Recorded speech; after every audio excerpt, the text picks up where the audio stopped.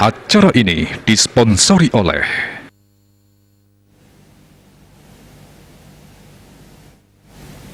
Pemirsa, ia diastun wilangan pasien kena sayan mawawa nanging penincapan kasus positif COVID-19 ring Kota Denpasar kantun memargi.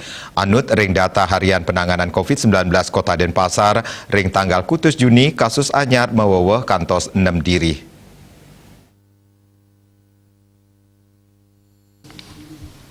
Dadosnya ni wilangan kumulatif kasus positif COVID-19 ring Kota Denpasar wenten langkungan seket siki kasus.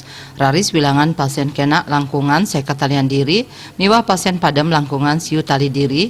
Selanturnya ni kasus aktif sani kantun kerawat wenten siu likur diri. Juru bicara Satgas Penanganan COVID-19 Kota Denpasar Idewa Gederain Latarang, rau mangkin panglala virus COVID-19 ring Kota Denpasar kantun deg-deg nanging kantun kepanggih kasus anyar. Punika mawinan dani ngaptiang majang krame mangdane nenten ngeluputang pemargin protokol kesehatan. Paiketan dani taler nguduhang krame mangdane waspada ring panglimbakan kasus ritepengan mangkin.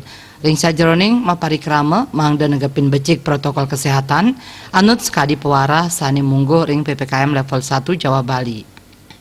Diuraing wohin makudang-kudang pangupaya kelaksanayang antuk nedunang zona risiko pengelalahan kasus nincapang wilangan pasien kenak turnes kewentenan pasien padam.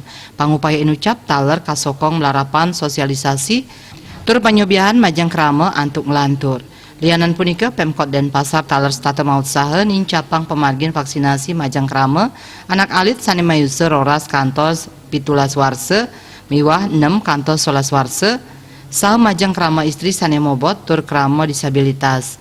Kota Denpasar taler saya nincapang pemargi vaksinasi dosis ketiga utawi booster. Asmara Putra, Bali Pos.